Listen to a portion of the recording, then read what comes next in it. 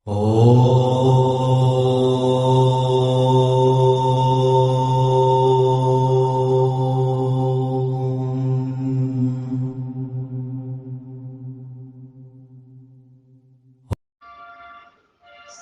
दर्शन प्रथम अध्याय सूत्र संख्या 4।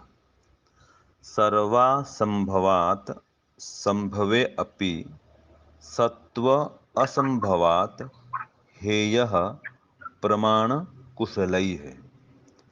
अब देखिए, जो ऊपर में हम पढ़े थे 3 सूत्र में कि मानव जीवन का अंतिम लक्ष्य 3 दुख से छूटना है, यही अत्यंत पुरुषार्थ है, परम पुरुषार्थ है। और इसके लिए दृष्ट भौतिक साधन जो भी हम देख रहे हैं, भोजन है, वस्त्र है, और चिकित्सा आदि करते हैं दवाई के माध्यम से, ये सभी उसमें पर्याप्त नहीं है। क्योंकि इनसे एक दुख छूटता है तो दूसरा दुख और आ जाता है। तो इसलिए जो भौतिक साधन है वो पर्याप्त नहीं है।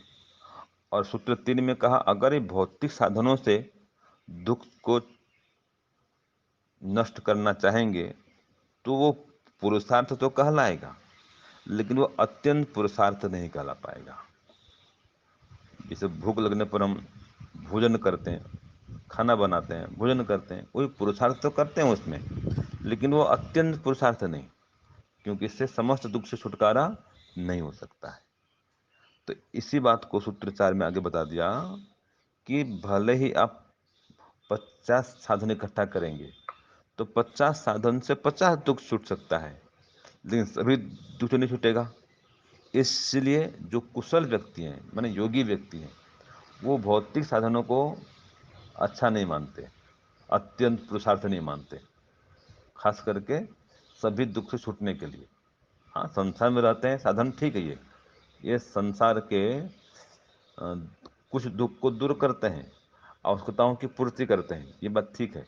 लेकिन जन्म मरण के दुख को हटाना हो, 3 दुख को पूरा हटाना हो, तो इसके लिए ये भौतिक साधन पर्याप्त नहीं है, ये अपर्याप्त है। इसी बात को यहाँ पर कहा है। तो मैं पढ़ता हूँ इसका भाष्य। सूत्र क्या हो गया? सर्वा संभवात संभवे अपि सत्व असंभवात हेयः प्रमाण कुशलैः। ये सूत्र हो गया। सूत्रार्थ भी चलो लिख लें पहले, फिर बाद में भाष्य करेंगे। तो इसका जी सूत्रार्थ है 4 नंबर का।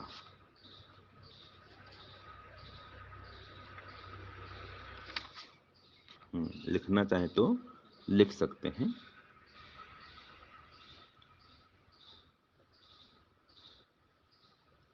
एक साधन से एक ही दुख की निवृत्ति होती है। एक साधन से एक ही दुख की निवृत्ति होती है।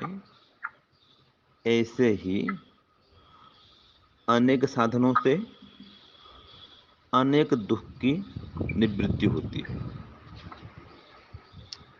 अनेक साधन से अनेक दुखों की निवृत्ति होती है, किंतु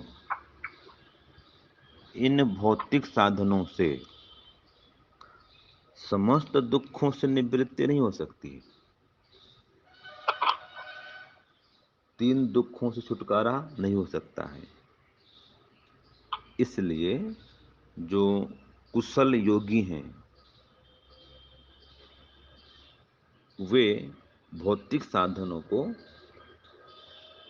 मोक्ष प्राप्ति के लिए तुच्छ मानते हैं, हेय मानते हैं। यह हो गया सूत्रार्थ। अब इसका देखते हैं हम भाष्य।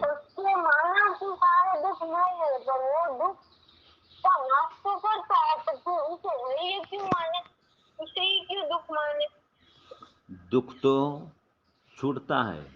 भूख लगने पर भोजन करें तो वो दुख मिट जाएगा। ठंड लगे कंबल ओढ़ेंगे वो दुख मिट जाएगा। या गर्मी लगाएं तो पंखा चलाएं, कूलर चलाएं, वो दुख मिट जाएगा। लेकिन जन्म और मरण का दुख तो नहीं छूटेगा उससे ना। हाँ, तो इसलिए वो खुद दुख तो नहीं, दुख जन्म मरण का नहीं, छूटेगा, इसलिए उसे दुख कहना ये तो बात सही नहीं है ना। सही है, जन्म और मरण का दुख तो कैसे नहीं है?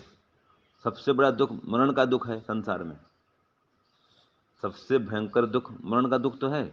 वो दुख से छूटता नहीं इससे, उसके लिए तो अभी फिर जो उससे छूटता तो है ना, कोई भी मरण का दुख नहीं छूटता, तो दूसरा तो छूटता है। छूटता है तो इस उसे भले हम आध्यात्म अच्छे साधन ना माने, लेकिन है ये तो नहीं मानना चाहिए ना। तो अभी इसलिए बोल दिया ना कि वो पुरुषार्थ है। क्योंकि अगर उसे ये मान लेंगे और उसका भी त्याग कर देंगे तो मरण के दुख तो नहीं छूटेगा, नहीं और नहीं जो नहीं नहीं उससे जो नहीं, छूटता यहाँ है पर वो भी हे, नहीं यहाँ पर छूटेगा। हे का मतलब है वो निकृष्ट है।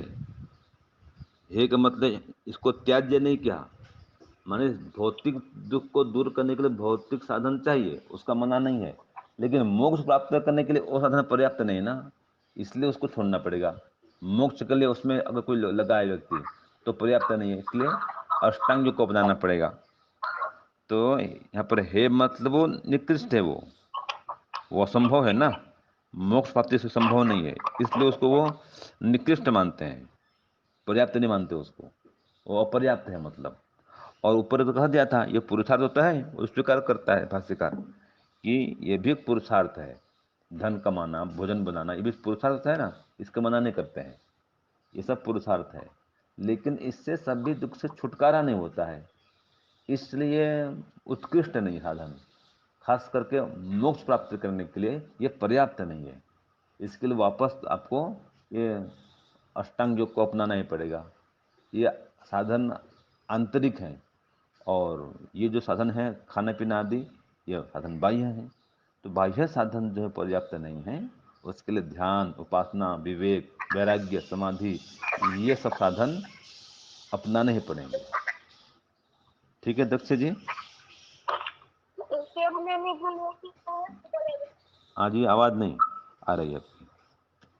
वो जो है आध्यात्मिक साधन, उनको अपनाने के लिए भौतिक साधन छोड़ना अनिवार्य है। भौतिक साधन को भौतिक दुख उठाने का प्रयोग करते रहेंगे, वो मना नहीं है। भूख लगने पर भोजन तक करेंगे ना, वो कहाँ हटाएंगे उसको। लेकिन यहाँ पर बात चल रही है कि व्यक्ति आज संसार में देखते हैं इसी में लगा हुआ है ना, वो आध्यात्मिक साधन को अपनाता है नहीं है, आध्यात्मिक साधन को ग्रहण नहीं कर रहा है, वो तो भौतिक में लगा हुआ है। इसका मना कर रहा है कि आप भाई इसमें भी आओ। ठीक है, ठंड लगने पर तो वस्त्र ओढ़ेंगे, कौन मना करता है उसको, भूख लगने पर भोजन भी करेंगे, लेकिन मोक्ष पाने के लिए साधना करेंगे। साधना को तो मना नहीं कर सकते ना, लेकिन आज लोग साधना नहीं करते ना, ये समस्या है, इसकी बात यहाँ चल रही है। ठीक है, हाँ जी दक्ष जी, ठीक है। अब देखते हैं भाष्य। दृष्ट साधनात् दुख प्रतिकार रूपायां पुरुषार्थतायां कस्यचित् एकस्य एव दुःखस्य प्रतिकारो भविष्यति। देखो इसमें स्पष्ट कर दिया कि इस दृष्ट साधन से, माने भौतिक साधन से जो देख रहे हैं, भोजन है, वस्त्र है, दवाई है, आदि आदि, इनसे हम दुख को हटाना चाहेंगे तो ठीक है, भी पुरुषार्थ है, मना नहीं है, लेकिन एक ही दुख का इससे प्रतिकार होगा, एक साधन से एक दुख छूटेगा, बस ये बता दिया। ये बता दिया कि कस्यचित एकस्य व दुःखस्य प्रतिकारो भविष्यति, किसी एक दुख का ही प्रतिकार होगा। अब भूख लगते हैं, भूख लगती है, भोजन करते हैं तो एक दुख छूट जाएगा, ठंड लगती है, उड़ते हैं कंबल, वो दुख छूट जाएगा, या गर्मी लगती है तो एसी चलाते हैं, चलाते हैं कूलर, वो दुख छूट जाएगा। लेकिन सभी दुख छूटेंगे नहीं ना इसमें।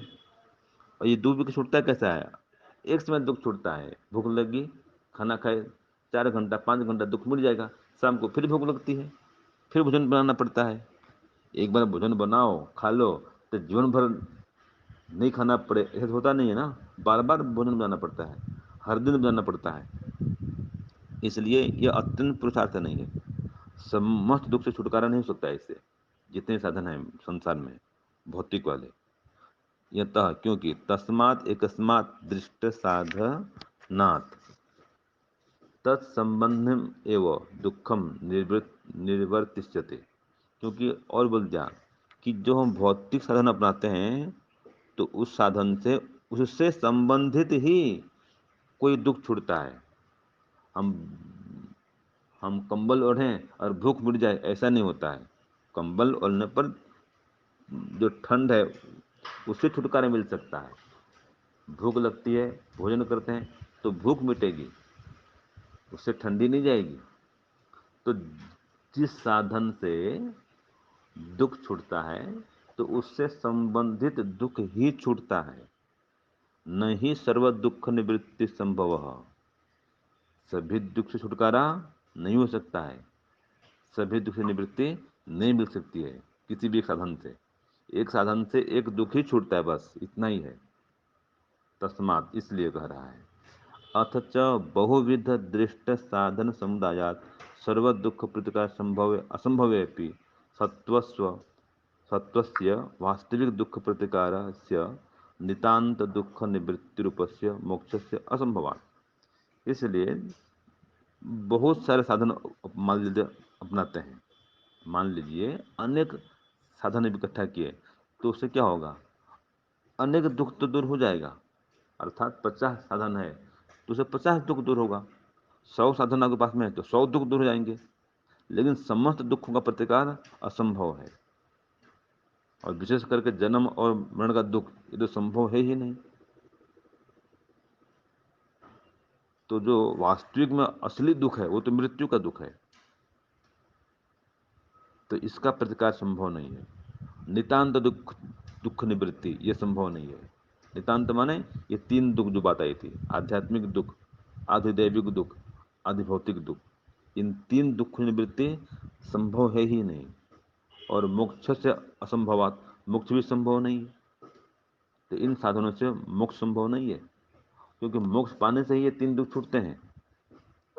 उक्तम ही, जैसे कहा है, ये कहा है योग दर्शन में कहा है, परिणाम ताप संस्कार दुख है गुणवृत्ति विरुद्धाच दुखम एवं सर्वम विवेकिनः।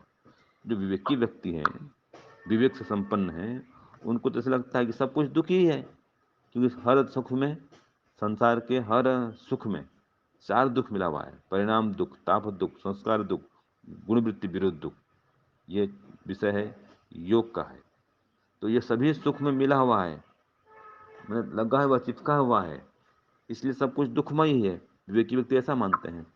इसलिए जो प्रमाण कुशल है, यह कहा, जो प्रमाणित व्यक्ति हैं, कुशल व्यक्ति हैं, योगी व्यक्ति हैं, जो सबका माप तोल करते हैं, देखते हैं, परीक्षण करते हैं, प्रकृष्टम मीयते यन तत्प्रमाणम, प्रमाण से बात करते हैं, जो लोग माप तोल कर बात करते हैं, समतुलन समतुलनम तत्र कुशलई है, समतुलन कुशलई है, दूरदर्शी भी विवेकी भी स एष दृष्ट साधन गणात दुख प्रतिकार से त्याज्यो न आदरणीय है। इसलिए जो से कुशल व्यक्ति हैं, संसार का मापतोल करते हैं, माने परीक्षण करते हैं, देखते हैं, दूरदर्शी हैं, विवेकी व्यक्ति हैं, तो वे लोग क्या मानते हैं, ये जो दृष्ट साधन का समूह है, इससे समस्त दुख से छुटकारा नहीं हो सकता है, इसलिए त्याज्य है। मोक्ष प्राप्त करने के लिए न आदरणीय, यह आदरणीय नहीं है, ये स्वीकरणीय नहीं है। तो कुछ दुख तो छूटता है, ये तो मानता है ना, लेकिन मोक्ष प्राप्ति संभव नहीं है, इसलिए मोक्ष पाने के लिए ये साधन जो है वो ग्राह्य नहीं है, उसके लिए अष्टांग योग अपनाना ही पड़ेगा। ये भाष्य पूरा हो गया। ओम शांति ओम शम।